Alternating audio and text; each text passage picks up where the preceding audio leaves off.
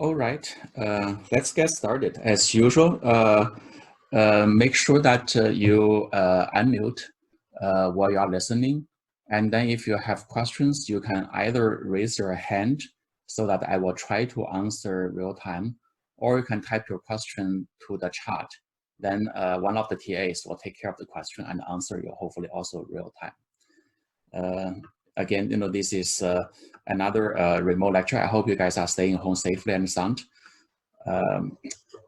Okay, let's get started. So today we are going to move to a new section, in the graphical model class. In the past, we've been talking about many fundamental materials, about model structures, inference and learning and so forth. And we are going to now dive into some of the more advanced techniques, used in graphical models, for some very specific purposes.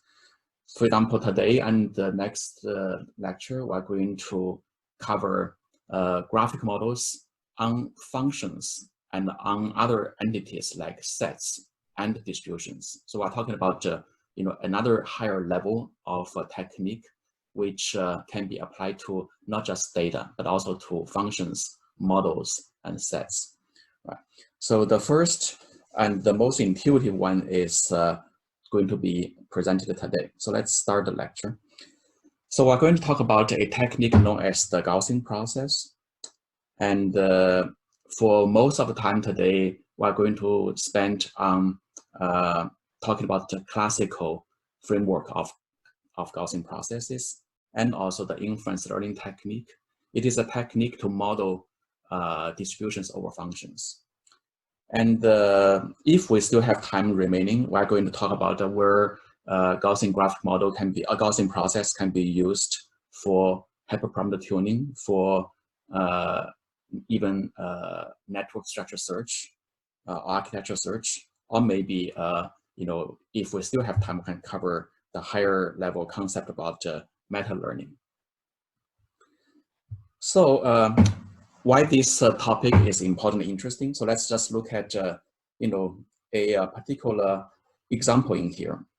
On the screen we have a curve which looks like very zigzag, right? It is actually the curve over airline passengers for a certain number of years.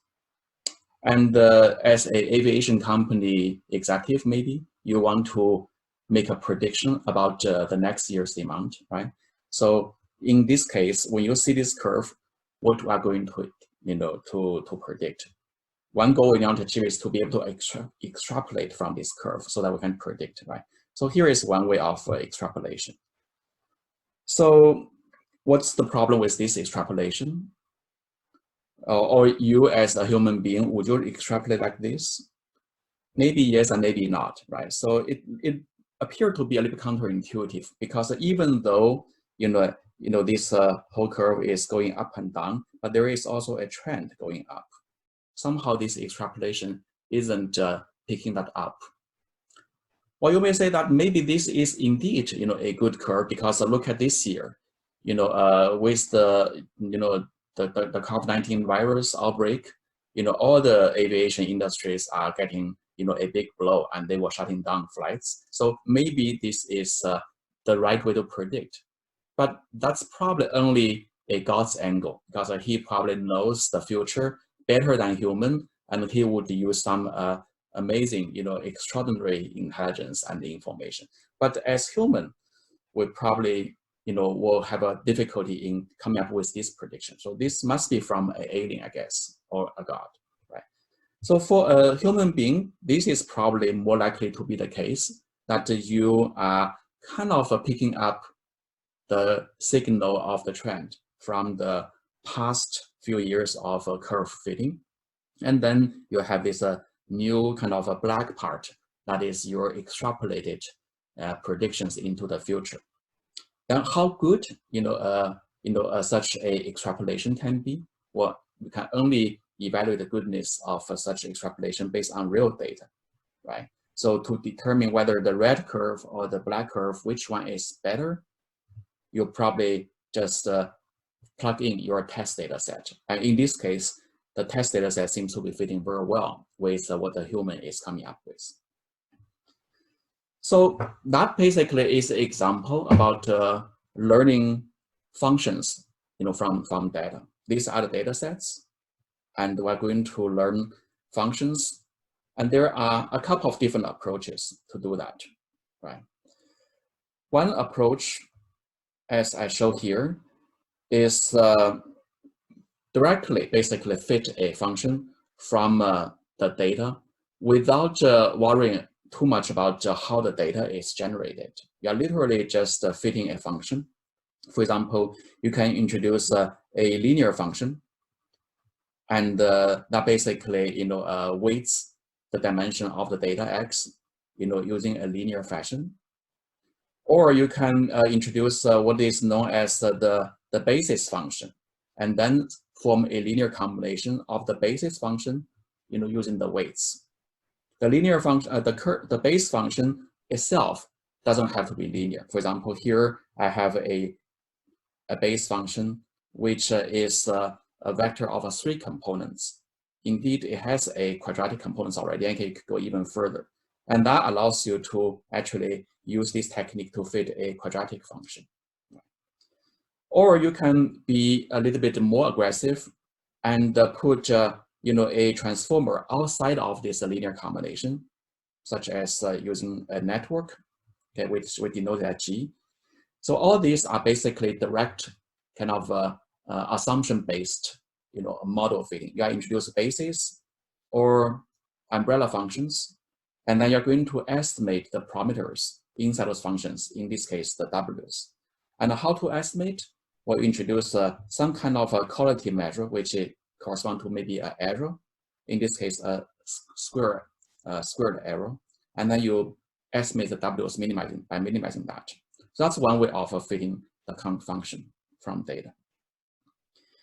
The other approach is what is known as a probabilistic approach, where you are providing more explicit, guidance or assumptions on how the data is generated and also how the errors are behaving. So in here, for example, we make no assumption on the error. We just purely measure the differences of the prediction versus the observation. In here, you actually introduce an error term here, and you can introduce a distribution over the error term, right? For example, we can assume that the error follow a standard Gaussian, or maybe a centralized centered Gaussian distribution. And then you can directly write down the conditional probability of the output given the input using this Gaussian distribution. This is the overall observation model. And once you have n data points, you could write down the likelihood function, and then you can run a maximum likelihood procedure, as we did before, to estimate these parameters, right? So in this case, you are kind of you are allowed to provide more insight into the way data are generated. In fact, in here, you can even model how the X are distributed and so forth. There are a lot of technique for you to do that. So the probability expectation, as I said, gives you a way to interpret the error measure, and also it gives you a more intuitive framework to represent uncertainties of your prediction. You can draw an error bar, out of around your prediction to give people a sense about, how to act in what's uncertainty. But the problem, for both of the technique is that they are likely to be under the risk of overfitting. And we know, what is overfitting, right? You basically are trying your best to minimize your error on the training data at a cost of potentially committing higher error on the testing data. And that overfitting is usually coming out of the fact that your model are too flexible to accommodate, irregular or peculiar patterns in data. Therefore, the model complexity, gives you the ability to fit data, but also give you the risk of overfitting the data. Therefore, one technique people often use is called regularization, which is to penalize the complexity of the model. So in this case, we can see we can have a regularized, framework of a likelihood function where the first part is the usual model fit, and the second part is a complexity penalty. In this case, the penalty is just the norm of the weights, and then there is also a lambda, which is the regularization weight to trade off between the fitness and the complexity.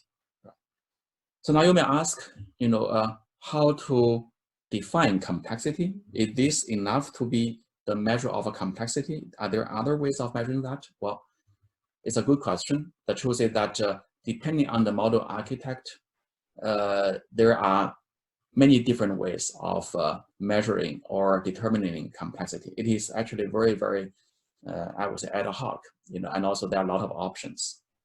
And also this lambda, how to determine the trade-off between the fitness and the complexity. That lambda can be determined by maybe cross-validation. You hold off the data set for testing, and then you can tune the lambda such that they give you good cross-validation error, and then you set that. So these are all nice heuristics, but you can see they are really ad hoc. What could be the more kind of rational and principled way of dealing with, fitting the model against the data, and also taking care of complexity and penalizing over complex models and so forth? Well, I want to remind you about this Bayesian framework. As you know, as a Bayesian, the Bayesians don't really treat the problem of auto model estimation or model learning as a point estimation. What they do is to use the Bayes rule to write down a distribution over models. Right? So in this case, the posterior distribution, given the likelihood model of the data, and also the prior distribution of the model, could give you, a posterior of the model parameters.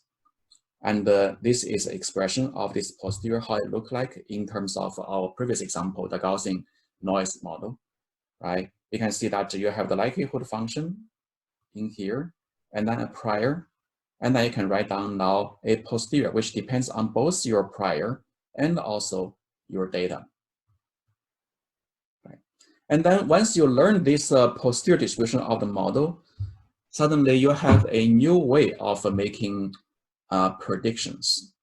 Say I have a new data point X. I want to predict the Y of this X. How do we do that? Well, instead of using one particular model, in this case, one particular W, let's say, and plug into the model and make a prediction. In this case, you're going to make a prediction over a whole range of possible values of the W, and each of them weighted by the posterior distribution of the weight of the weights. Okay, and then you are going to sum over all these particular values of the W, and in a sense you are averaging over an infinite number of models, okay, weighted by their posterior probability of being good or not. So this is basically a new prediction method using the Bayes method, a Bayes principle. Right. And in this case, the risk of overfitting can be dramatically mitigated because you are not treating a particular model as the only method or only way you predict the data. You actually are really averaging over an infinite number of models. Okay, so it automatically calibrates the complexity.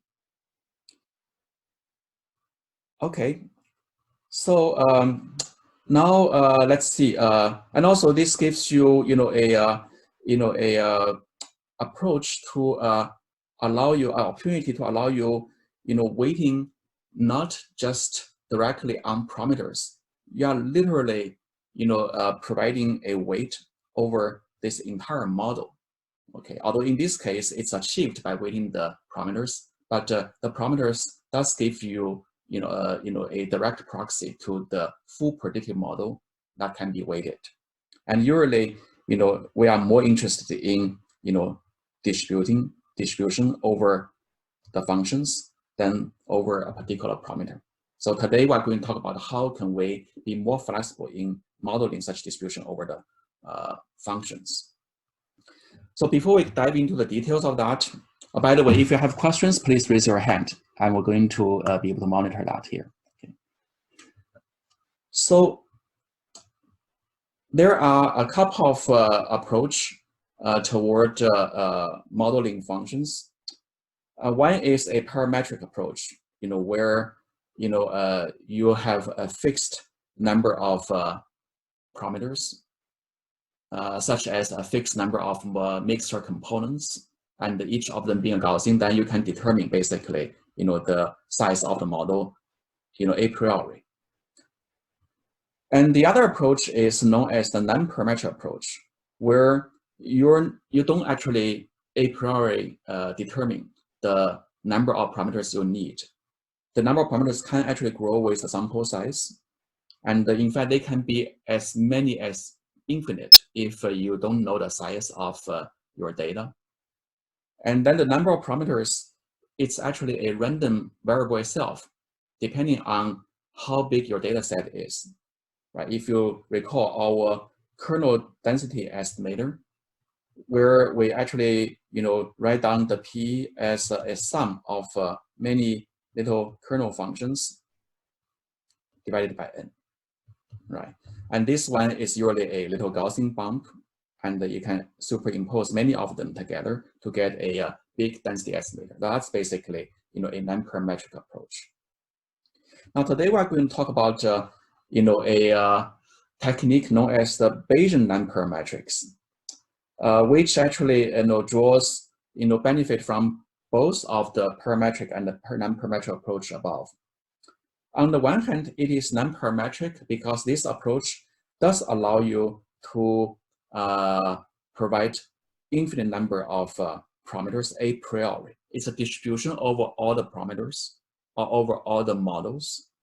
Yeah, but when it's applied to a finite data set, then only a finite number of parameters will be actually activated and used. And the rest of the parameters, who are still infinite many, will be integrated out, okay, using the Bayes rule. Integrated out, over their posterior probability, under a distribution, under a prior distribution, under posterior distribution, and then gets marginalized out. There is also a parametric component in there, which is that the prior distribution of the parameters is a parametric function. That's basically known as the hyperparameters, which also can be learned if you have enough data. Right. So let's take a look about how exactly they look like. So here is a parametric Bayesian model, and you can write down a prior distribution over the parameters because you know the number of parameters already.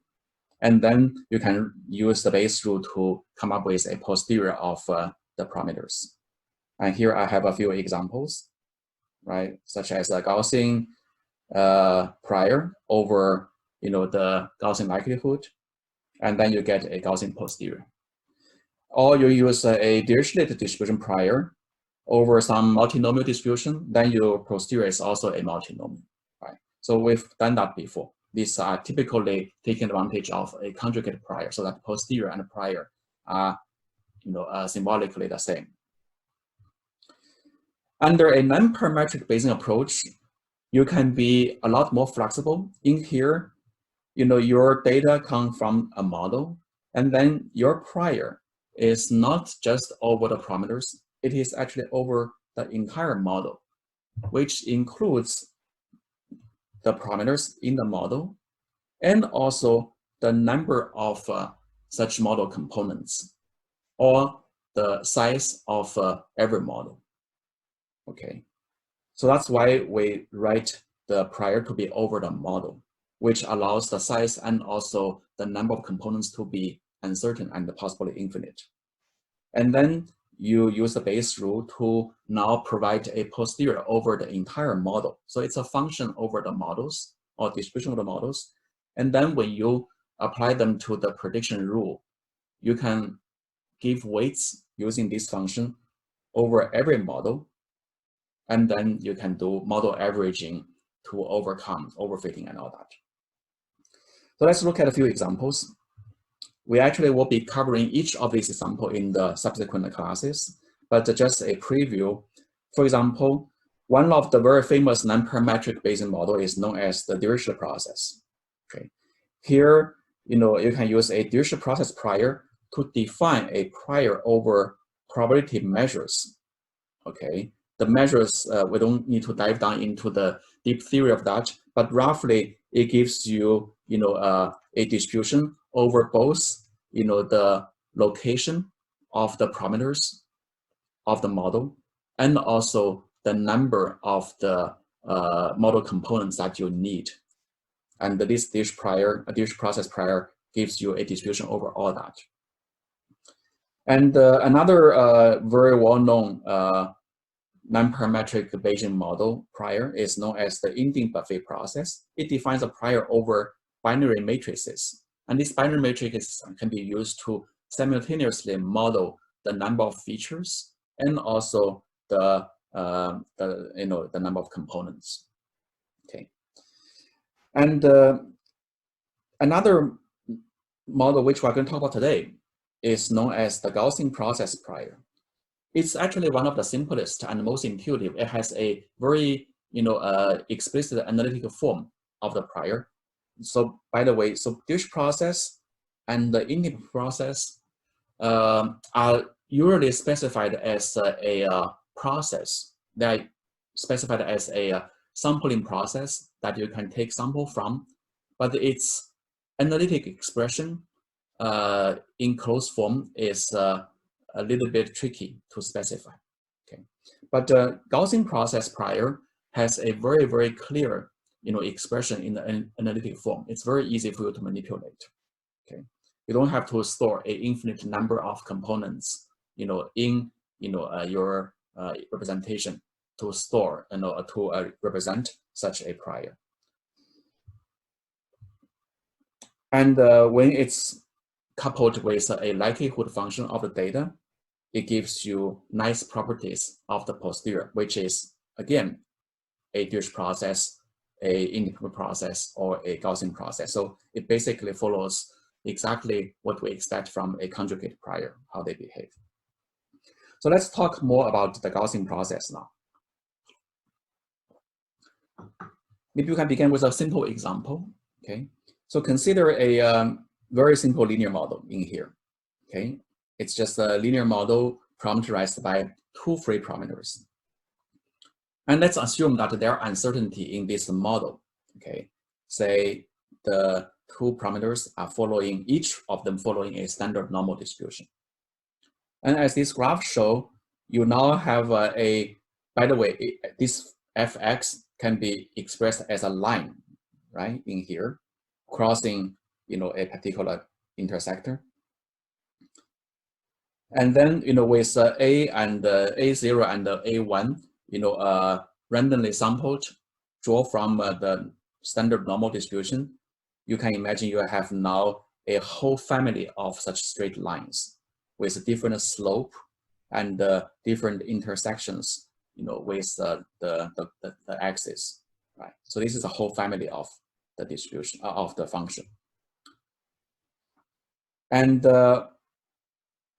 then how can we characterize this function? It turns out that you can now apply some very standard derivative. For example, you can compute the mean of the of this function, and it's easy to compute that the mean of this function is actually 0. Okay, and you can also compute covariance of this function over, you know, 2 instances.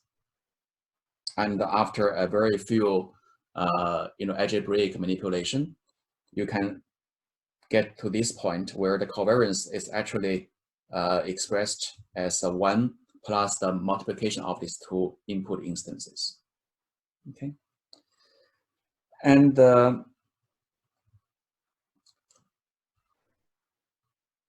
basically that basically says that this output follows a Gaussian, you know, by the way, when we know that, you know, this and that is coming from Gaussian, then, you know, in the output should also be a Gaussian distribution, a Gaussian random variable, right? If your randomness come from A and A1 and A0.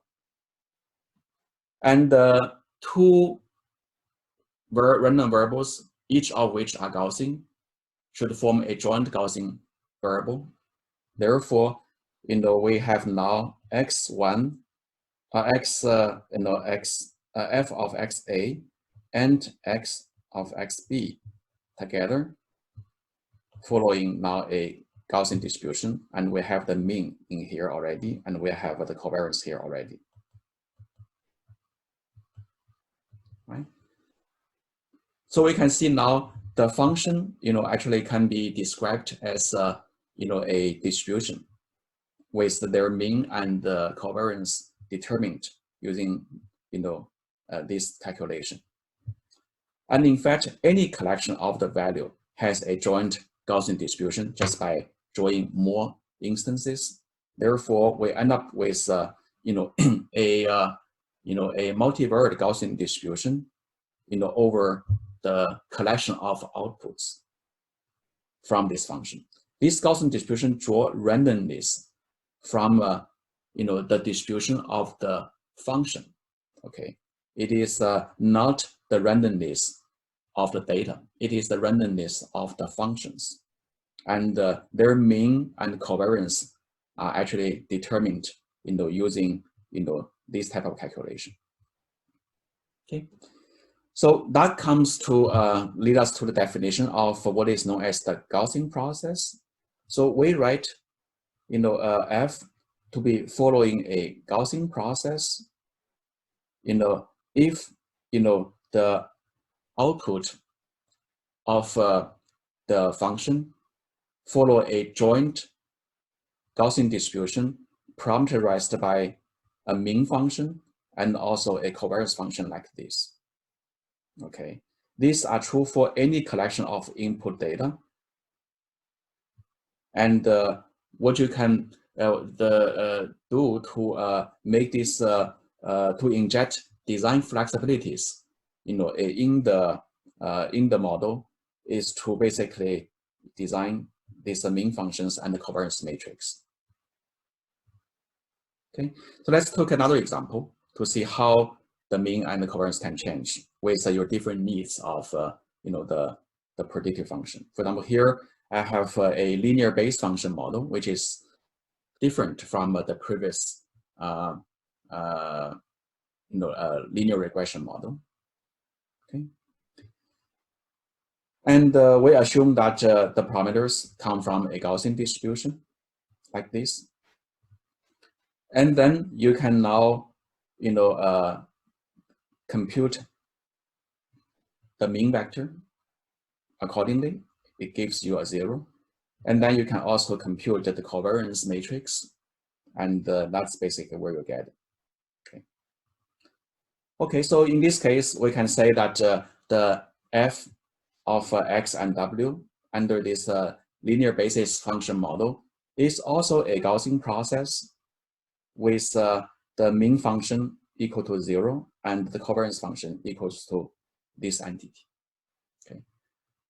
Okay, so this is a constructive way of determining a Gaussian process. You started from a specific functional configuration, and then you model the weights to be such a Gaussian distribution, and then you can show that your f is a Gaussian process like this. But very often people could just use a more implicit approach. Okay, we can directly assume that, for example, f of x and whatever parameters follow a GP with a mean function and a sigma. Okay, and then we can set the mean to be some function or maybe 0, and we can set the covariance matrix to be a kernel function equals to a kernel of xi and xj. Okay, and in that case, you don't need to specifically specify what is a phi look like or what is a particular function f look like. Okay, because this one actually corresponds to, f I f j. You need to have the specific form. But if you are familiar with the support vector machine literature where kernel tric was discussed, if you directly model the kernel, you can just introduce some functions without even knowing the individual transformation of a particular input using f. So that's another way of defining the Gaussian process, which we are going to use a lot to allow more flexibility. Because if you remember, once we choose the right kernel, it could lead to some very fancy f function which can be infinite dimensional, in some Hilbert space, Hilbert kernel space. Okay, so that's basically a very, very quick introduction of what is a Gaussian process. It gives you an interesting angle in terms of the interpretability, which is more focusing on the functional aspects rather than the weights, right? Typically, when we were doing our previous exercise of model fitting and the regularization, the attention are primarily focusing on the weights, right? We define priors over the weights, or we define regularizer over the weights, and we estimate those weights.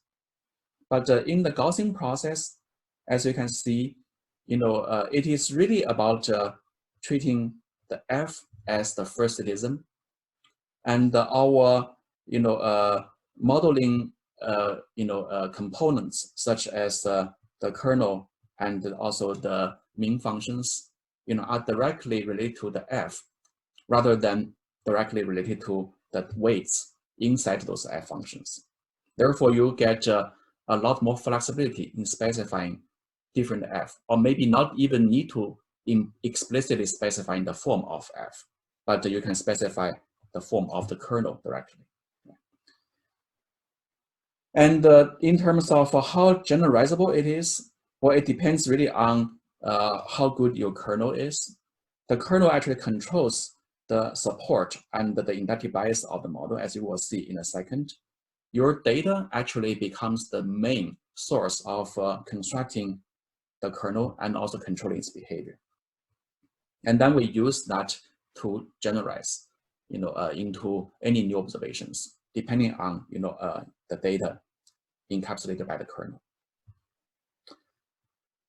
So, how does the graphical model of a Gaussian process look like? So here is a rough kind of illustration of how the graphical model looks like. Imagine that you have a collection of the inputs like this, and they produce the output like this through a function. And now we have an infinite number of functions, which we call them to be staying in a field, a Gaussian field. Okay, and they will be actually integrated out because we're never going to now talk about a specific form of the f used for each of the input. They will in the later execution or computation of the Gaussian process, you won't actually see f being explicitly taken out they are treated as a random variable, and they will be integrated out under the posterior of the f. Right? Therefore, once this is gone, you probably can use our elimination algorithm or elimination principles in the graphic model lectures. Appreciate that now every output y is going to be dependent on every other thing in the data set. Did you see that insight? Basically, originally, once I get the model f in explicit form, then they deseparate these slides from the rest of the model, or rest of the data, because the rest of the data I use as for training, and I train f star, and then the rest of the models of data won't be useful, right? But now if I treat the f star as a random variable and can be integrated out, then my y start to depend on all the x and all the y's. Right. So this is a trademark, a hallmark of a nonparametric Bayesian approach, that your data examples are all interdependent. And therefore, to make a prediction on every data point, you need to make use of all the other data points in some way. Yeah. That again goes back to a familiar example of our Poisson density estimator. Remember, the density estimator is a sum of kernels, right? And then when you plug in a new data point to estimate its density, you need to basically plug in that data into every kernel centered on the training set, on your database. And how does this kernel look like? The kernel is the covariance matrix of the Gaussian process. And one of the does anybody raise hand for questions? Okay, I didn't see any. Good, okay. So here is an example of one of these kernel functions called RBF. It kind of expresses an intuition that data points which are close to each other are likely to be recognized more, and influence more to your prediction. Okay, they are highly correlated. That's the intuition. Okay, nearby inputs are more correlated, than the functional value that is far apart. This is kind of intuitive. Right?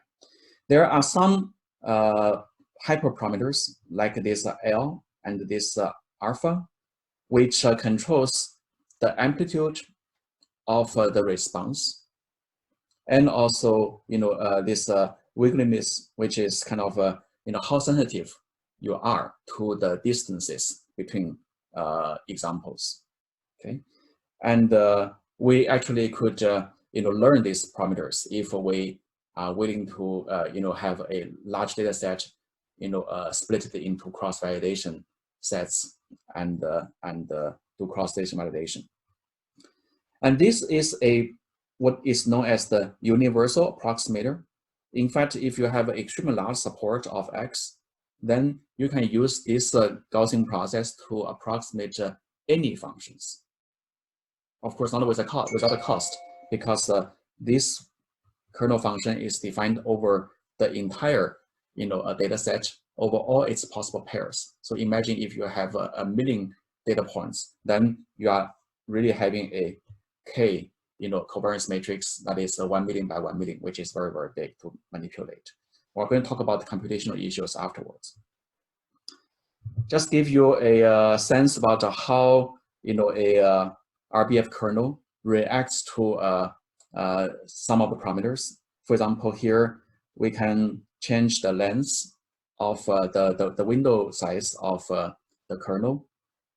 And you can see that when the window is very small, let's say in this case, then your response, your signal generated from the covariance, or the magnitude of the covariance can drop very, very quickly when your your data. Tau, by the way, is the distance between the two. Once you are a little bit far away from the reference point, there is no covariance, no correlation, right? But if your window become, say, very big, then you can see this long tail effect of having residual influences or correlations, even with a far away reference point. Okay, so now we have a Gaussian process prior. Okay, this is a GP prior, and with say for simplicity, we can center the function so that it has a zero mean function, and then with a covariance matrix. Let's say the covariance matrix does not have any data yet. It is purely just a parametric covariance function. Let's say, for example, it could be just an identity matrix. So this is a Gaussian process. Without any data, I can draw, say, n examples, x1 to xn from it. And these are basically how the drawing look like. Okay, they're kind of smooth to each other, and you can basically connect together, and they appear like this.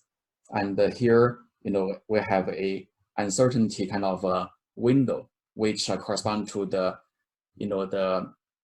the decline of the noise or the uncertainty over the center, right? If we are talking, I think in this 2 sigma, we are talking about 95% of the confidence interval or something. So this is a Gaussian without a Gaussian process, prior without any input data.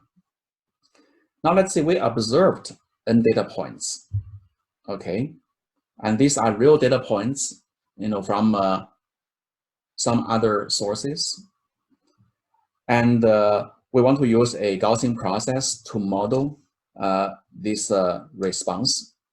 Okay, this is basically just a regression, standard regression assumption that the f comes out of y come out of fx plus some kind of noise, right? So that's basically this function saying. And then we basically now determine that f is a Gaussian process, and then how can we infer a f, a y star, coming from a new point y x star, given all this x point or n point of x. Remember our predictive rule under the base. We're going to basically use a predictive distribution where we want to use p of fx, right? And given,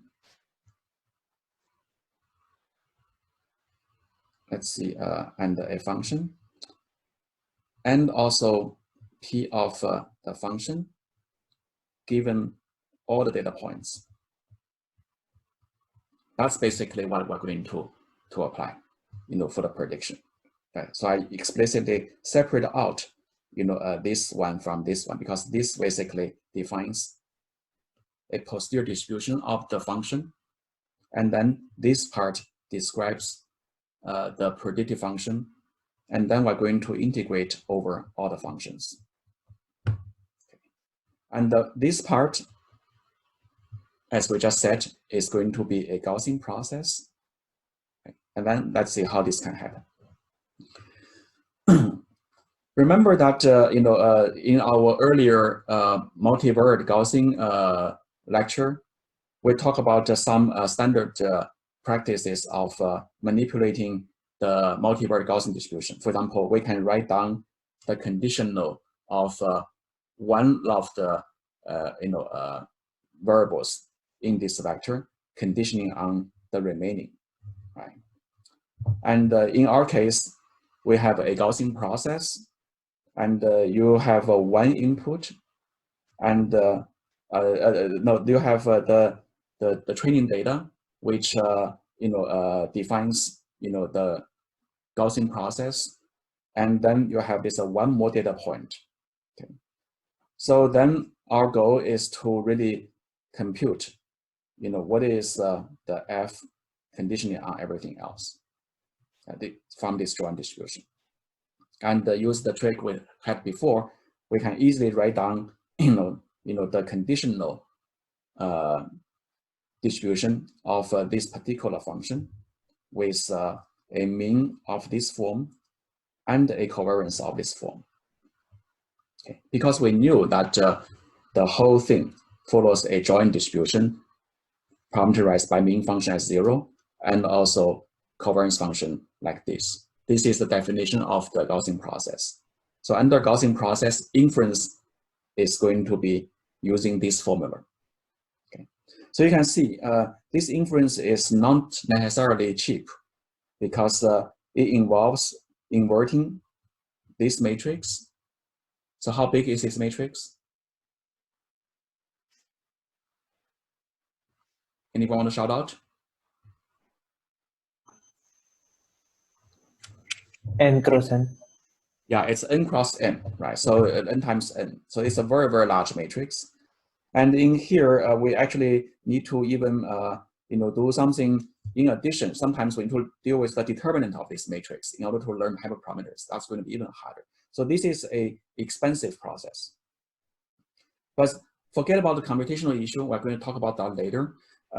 If we were able to achieve that, then you can see after specifying this function to be following a Gaussian process, and then we choose the right kernel to model the covariance matrix, then you will see that the distribution of the F, the posterior distribution of the F, okay, will be very, very interesting, and to contrast the prior. So this is a F from the prior, as we already see, right, from the GP prior. Once you have a few data points, let's say there is a data point in here, here, and here, and suddenly you can see that the posterior of the Gaussian changes shape. In fact, there's also a point in here. You can probably see it. And you can see this mean function gets twisted, right? Why? Because in here, we can see the mean actually is receiving data, right? And the covariance, which defines the uncertainty of the value over the mean, actually also gets twisted. First of all, on the data point, there are no uncertainty because that point is observed already. Therefore, it has to go down to 0. But very close to it, you can see an intuition that data points or positions which are close to your training data point, your input data points, gets less uncertainty. Therefore, this gray zone, okay, this gray zone gets a lot thinned, okay, over observation range, okay, and in here as well. And that's what the posterior Gaussian process look like. And if you want to increase the length of that kernel, which basically allows more correlation between, spatial correlation between data points to happen, then you can see that the uncertainty, change goes even broader. So in here, remember, in our previous example, there is a kink in here, there's a kink in here, but anything in between are still very uncertain, right? This part is very uncertain, and this part is uncertain. But if you make the L to be bigger, you suddenly see that this part becomes also kind of a thinner, meaning it's more certain. Why? Because thanks to the larger window size of the kernel function, the points are allowed to influence at a further range of positions where a new data point can come, and therefore make the prediction there more certain.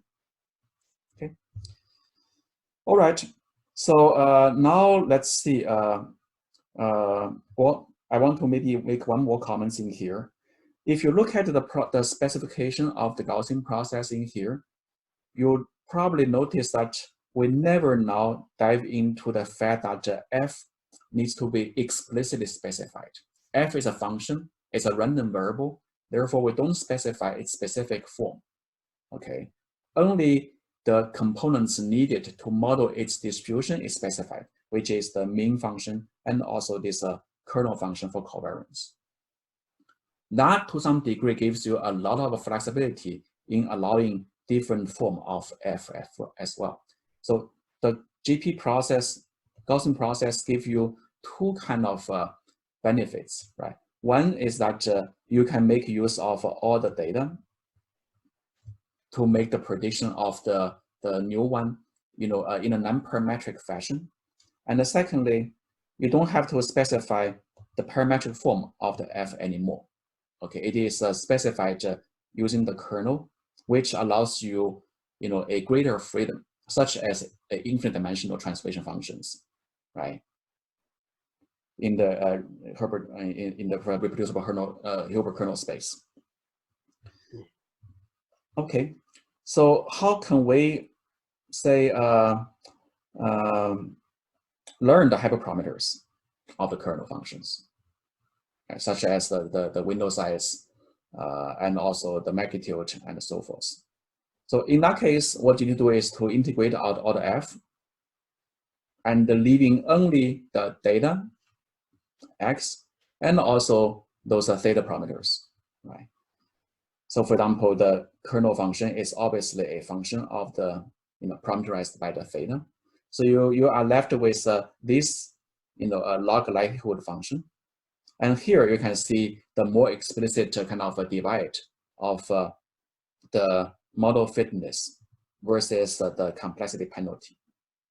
Okay, the complexity penalty needs you to compute the determinant of this n by n matrix, which can be very expensive. But symbolically it is very, very clear. And you can learn that, by minimizing this term and take a derivative of this over the theta, just as we do, and then set the theta to a optimal value. In this case, you are going to accommodate a lot less, overfitting, because what you learn is the hyperparameter, not the parameter itself.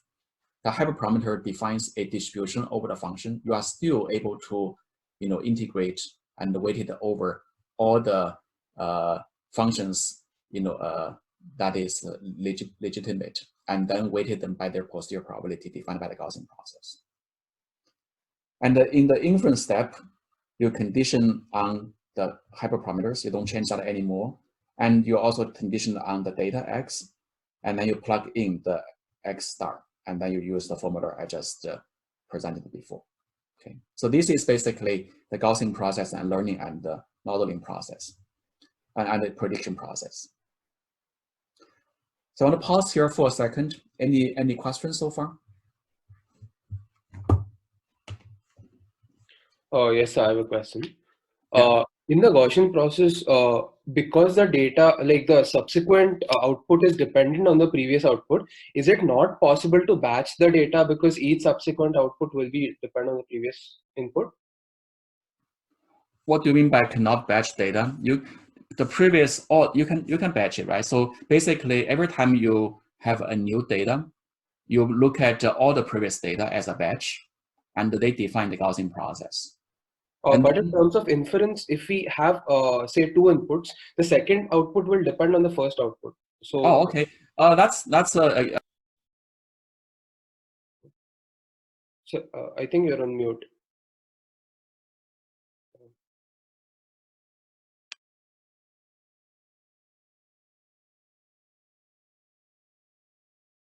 Basically, the previous n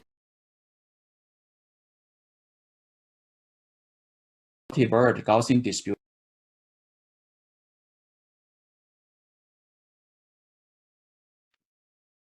together. But also you can choose to draw them one by one in practice by using the previous sample you draw already and turn them back into the training data and then draw the next. That's also fine. I see. Thank you. Yeah.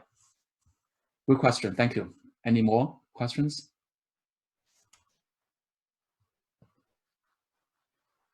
Okay, good. Let's move on. So there are obviously not just RBF kernel. There are a lot of kernels that you could make use of. For example, here are 3 additional kernels. There are fancy names. I didn't put it in here, but the names are honestly not very relevant. You can actually go through in fact, I'm going to post a paper where there are systematic discussions of all the good kernels you can use. But you can kind of see a kind of a effect of making different choices of the kernel in this space. For example, here the kernel is different. This kernel, for example, is different from the RBF in terms of how the tau is processed. Here you don't have a square, and here you have a square. And that makes, again, a longer tail impact, of nearby points, okay, without even changing the window L by that much, okay. And that basically gives you, how the sample look like. And here I have another kernel where the exponential is dropped. It gives you even a heavier tail to allow long-term effects and influences. Right? Again, these are there is a huge library of such choices people could play with. But I want to mention one particular powerful one, which is known as the spectrum mixing kernel, mixture kernel. This was invented by Andrew Wilson, who used to be a postdoc in my lab, who is now a professor at first at Cornell and then at NYU. You can see this kernel is more powerful, at a different level of magnitude. If you recall this particular example that we had before, there are these both the long-term kind of overall trend going up, and also this short-term kind of oscillating, patterns. And you know what this means, right? So this basic short-term is representing the seasonal changes of the airline passengers. Winter are lowest travel season and the summers are higher. So this one probably reflects that. And this whole longer trend is about the business of travel, for example, or of recreation, getting up with the economy over time, right? So most of these kernels do not have the capability of capturing both the short-term and the longer-term range. But a spectral kernel like this, which gives you a weighted library of all different response capability, actually gives you that capability of fitting. And you can see that we use all these standard non-spectral kernel. You can get the these are the curves, the extrapolations you get, which are like the aliens, as we did. Maybe they do unintentionally good thing of predicting this down crash, that we're experiencing now. But they are considered to be illegitimate in a normal season. But this black stuff actually are created by the spectrum kernel. Okay, so then let's see where Gaussian process can be used, in conjunction with our other techniques. Gaussian process itself, is basically, a particular way of transforming the input to y, right? And it is transforming in such a way that it allows you uncertainties. It gives you a whole distribution of that, but also it gives you a richer, maybe implicit form of the f. And therefore, we can just treat Gaussian process sometimes just as a regular transformer, inside of existing transformer framework. For example, in this paper known as the deep kernel learning, we can basically, insert one additional layer, of neural network into an existing one. You can see these are the input layer, and we have all these transformations, and suddenly up to C level, the next one could be, the input of the Gaussian process in here. And what does this mean? In Gaussian process, when you use a RBF kernel, you basically are going to have a f function which is infinite dimensional, right?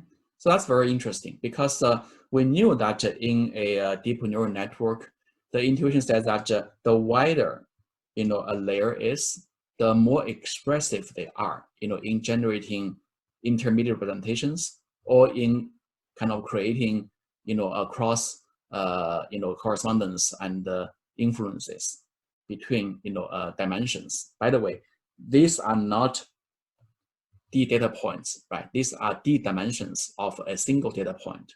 Imagine a picture or something, right? And with this transformation, you allow, a infinite dimensional processing, but you don't have to actually plug in a infinite dimensional f, but you plug in a Gaussian process that achieve this effect.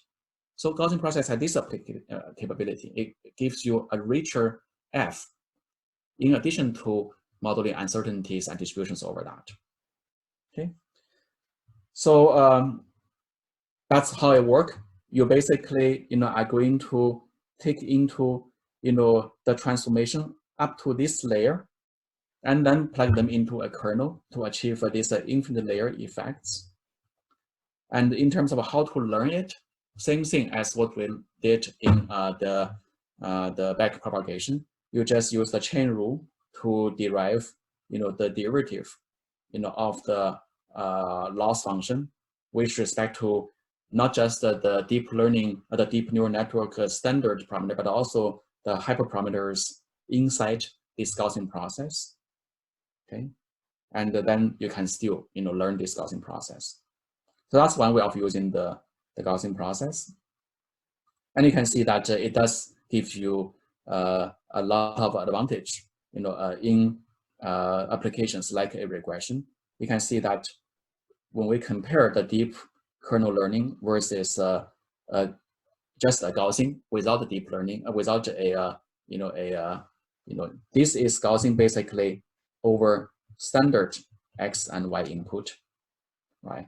And these are I don't know, DNN, where you just use a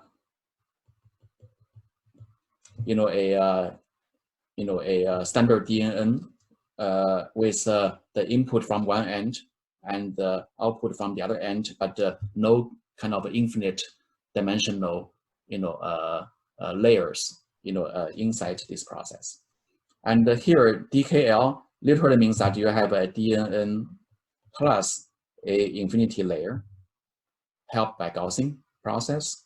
And you can see that the bold-faced numbers represents the best performance in terms of the mean error and also the variation.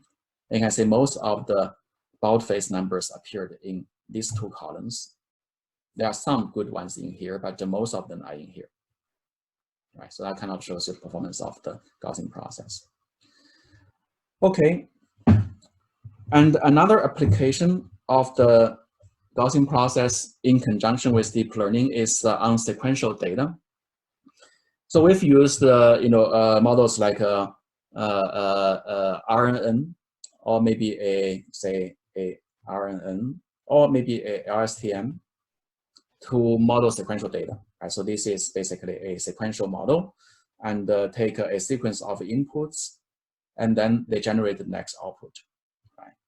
And typically, what you use is to fit a sequential model like this, and then you plug in a sequence, you'll get an input, and then in the next moment you plug a new sequence, and then you get an input. Why? Because your model trained is for fixed length input.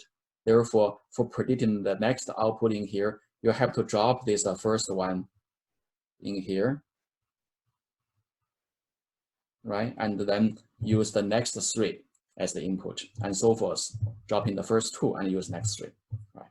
You fail to use the entire sequence, for sequential predictions. Now, with Gaussian process, you can do this. You basically are going to treat this as a f, And you are going to now define a Gaussian process to model the uncertainty over F by making use of all the outputs you have so far, which obviously also incorporates all the inputs you have so far. And then this one can be derived using, a conditional Gaussian distribution whose mean and the covariance are defined already in our previous technique, using a kernel function. Okay, so that both the input, the benefit from this neural network, and also the correlation and uncertainty, allowed, in GP can be all accommodated, right? So that's basically, a deep learning, on sequential data. It's a very, very cool technique. And here are some applications. If you want to see, here is the paper published by Morian and also together in collaboration with Andrew Watson from our group. And there are some cool applications in here you can see. Let's say, we compare a application called the lane prediction in autonomous driving applications, right? You want to predict where the lane is in front of you. And this is the blue curve is a standard LSTM, and the red one is a GP empowered LSTM. And you can see, the dots are indicating the prediction quality. And you can see the quality from here and here, there is a visible difference, right, in terms of how accurately predicted lane. It's closer to the truth. And also the GP LSTM gives you a error bound, which allows you to, to gain insight on the uncertainty of the prediction rather than just a point prediction, and maybe taking additional, actions, against that uncertainty. Right? So this is a comparison. The next application is, about the lead vehicle prediction. You are trying to predict what the vehicle in front of you are behaving. This is again very useful, right? If you run into a very reckless driver, you want to stay away from him, right? So here, you can compare the LSTM versus the GP LSTM. You can see, not only, the GP allows us to make a prediction of their movements, but also in fact, the blacks are the truths and the blues are the prediction. I hope you can see that the red predictions are closer to the truth than the blue ones, but also it gives you these little curves next to prediction. That's the uncertainty. And I think this is very useful because if you run into a prediction that has a lot of uncertainty, you probably can conclude that this driver is rather reckless, and you better not to even follow him at all. You just move away and keep safe, right? Okay, so that's deep learning plus Gaussian process. Now I have a few minutes left. Let's talk briefly about the scalability issue. The scalability really lies in both the learning and the inference. Okay, you need to invert a matrix. You need to compute the log determinant of some big matrix and so forth. And typically, these are either n cube or at least n square algorithms, and n being a very large data set. Nonparametric models always, have to use all the data. Therefore, it goes, very quickly. The complexity goes very quickly with the size of the data. That is very undesirable. So there are three families to approximate, to scale up, the Gaussian process. The first one is, a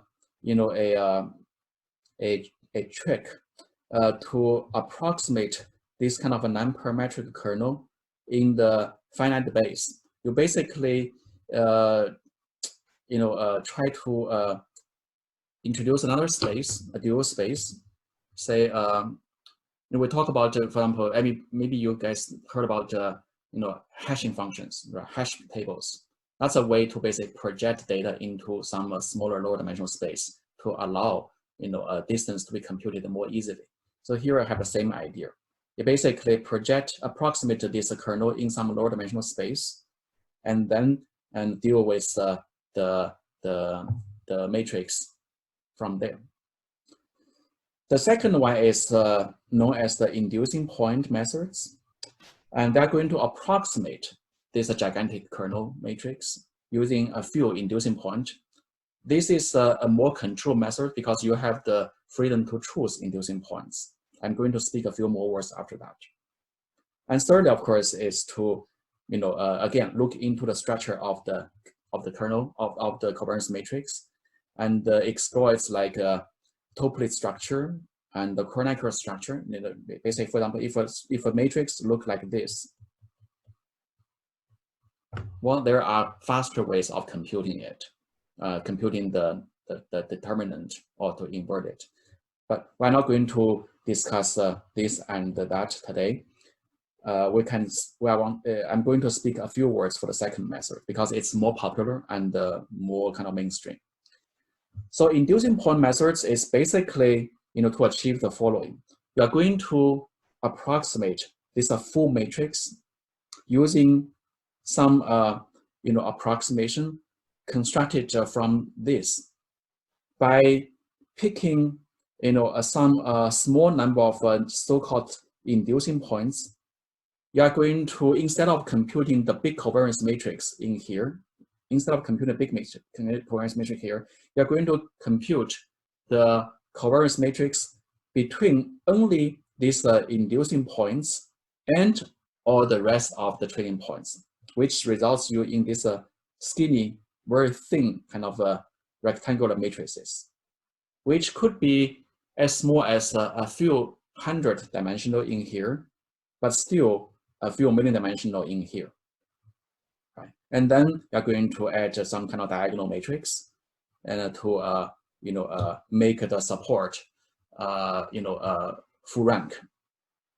Okay, so that's basically a way which allows you to if, for example, if this one is very small, then your complexity can drop dramatically, from cubic of the n to linear to n and the square to the number of inducing points. Okay, it's much faster. So let's see how to generate inducing points. Well, there are a number of different approach. In fact, the inducing points, the position of them could be treated as by themselves random variables. You can actually train the best inducing points. It's very cumbersome. The more standard approach is to use a grid like this, and then you just on the grid pick in even space those inducing points, rather than use all these points, on the red, the blue cross indicated in the data. Okay, and then you are going to compute this skinny matrix like this, and also this very small square matrix only on the inducing points. Okay. This is a one-dimensional illustration, and this is a two-dimensional illustration. If you want to read further, you can go toward these few papers I indicated here. Okay. So, so that's one technique, and typically they will give you a pretty decent performance gain in terms of the speed without compromising the performance too much, the accuracy too much. And there is also a new trend of running exact Gaussian process on GPUs by exploiting parallelization techniques. This is not very easy.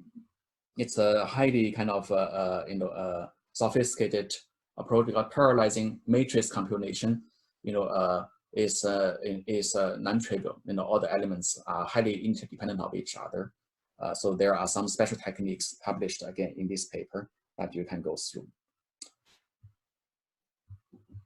And so that's pretty much the end of the core components of the Gaussian process. There are now a number of good online software packages that allows you to make use of the Gaussian process, either in the classical sense or using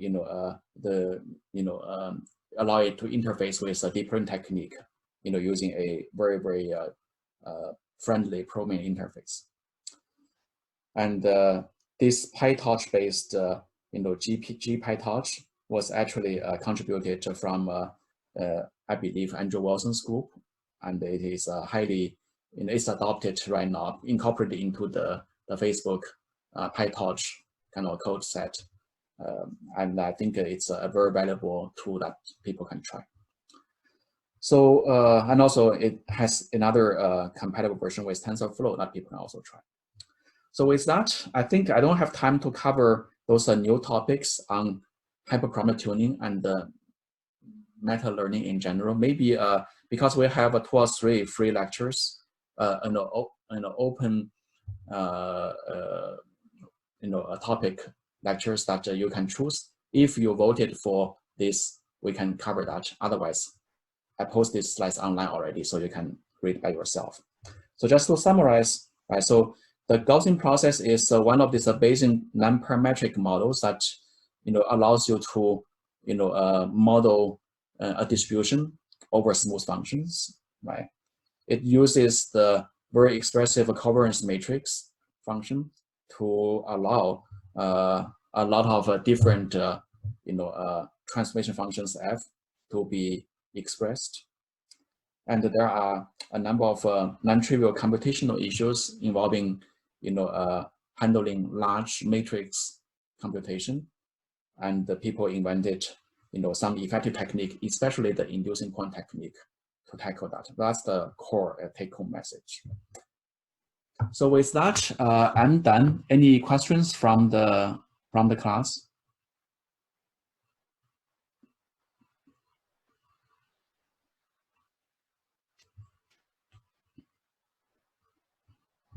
Looks like you are all okay. Cool. Then I will see you on Wednesday for another very interesting process known as the determinant point process, which allow you to model, to build graphic models over sets, which is another very interesting form of data that we may want to manipulate with. Okay, see you on Wednesday.